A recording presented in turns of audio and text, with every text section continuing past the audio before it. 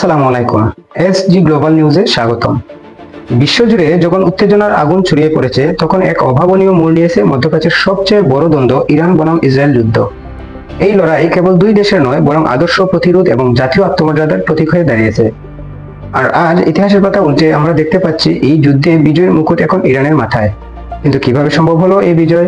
আসুন আজকের প্রতিবেদনে গভীরে ঢুকে জানি পুরো কাহিনী। ইরান ইসরায়েলের মধ্যকার টানটান উত্তেজনা নতুন কিছু নয়, তবে এবারের সংঘাত ছিল সম্পূর্ণ ভিন্ন মাত্রার। ইসরায়েলের একাধিক হামলার জবাবে ইরান ঘোষণা দেয় এবার আর মুখ বুজে সহ্য নয়।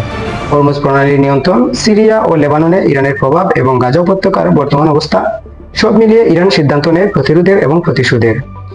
এই যুদ্ধে সবচেয়ে বড় মোড় আসে তখন, যখন মার্কিন যুক্তরাষ্ট্র ইরানের 3টি পারমাণবিক কেন্দ্রে বাংকার ব্লাস্টার বোমা হামলা করে।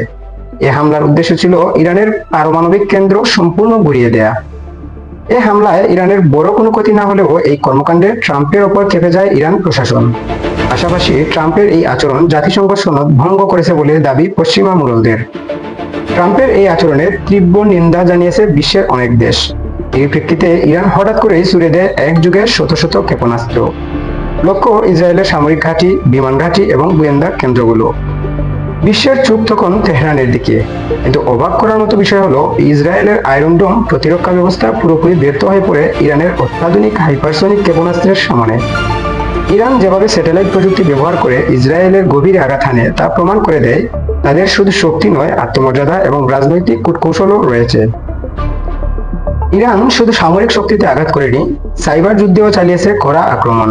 ইসরায়েলের বহু ব্যাংকিং সিস্টেম, নিরাপত্তা নেটওয়ার্ক এবং সংবাদ মাধ্যম হ্যাক করে ধ্বংস করে দেয় ইরানের হ্যাকার বাহিনী। বিশ্বের বহু মুসলিম রাষ্ট্র, সৌদি আরব, কাতার, ইরাক, এমনকি তুরস্কও পরোক্ষভাবে সমর্থন করে ইরানকে। জনমত স্পষ্ট হয়, মানবতা আজ ইসরায়েলের বিপক্ষে আর ইরানের পক্ষে। যুদ্ধ যখন তীব্রতর, তখন ইসরায়েলের প্রধানমন্ত্রী নেতানিয়াহু পালিয়ে যান নিরাপদ স্থানে। ইসরায়েলের জনগণ বিক্ষোভে ফেটে পড়ে, এমনকি ইসরায়েলের সেনারাও মানসিকভাবে দুর্বল হয়ে পড়ে। বিশ্ব গণমাধ্যমগুলো সরাসরি জানায় ইসরায়েল আর এই যুদ্ধ চালিয়ে যেতে পারবে না। ইরানের প্রেসিডেন্ট সাহসিকতার সঙ্গে ঘোষণা দেন, আমরা যুদ্ধ চাইনি, কিন্তু অন্যায়ের বিরুদ্ধে মাথা নত করিনি। জাতিসংঘে ইরানের অবস্থান আরও শক্তিশালী হয়। বিশ্ব রাজনীতি আজ নতুন সমীকরণের দিকে এগোচ্ছে, যেখানে ইরান এখন এক পরাশক্তির নাম। ইসরায়েল আজ ঠেকেছে কূটনৈতিক একঘরে, আর ইরান পেয়েছে সম্মান, সমর্থন আর বিজয়। বন্ধুরা, ইতিহাস সাক্ষ্য দিচ্ছে, যেখানে অধিকার আর সত্যের পক্ষে যুদ্ধ হয়, সেখানে বিজয় হয় সময়ের অপেক্ষা মাত্র। ইরান সেই প্রমাণ রেখে গেল। এই যুদ্ধ ছিল ইরানের জন্য শুধু প্রতিরোধ নয়, এটা ছিল মর্যাদার রক্ষার লড়াই। আর তাতে জয় এসেছে অভূতপূর্ব, অবিস্মরণীয়। আপনারা কি মনে করেন, মধ্যপ্রাচ্যের রাজনীতি এবার চিরতরে বদলে গেল? আপনাদের মতামত জানাতে ভুলবেন না কমেন্টে। ধন্যবাদ সবাইকে। আসসালামু আলাইকুম।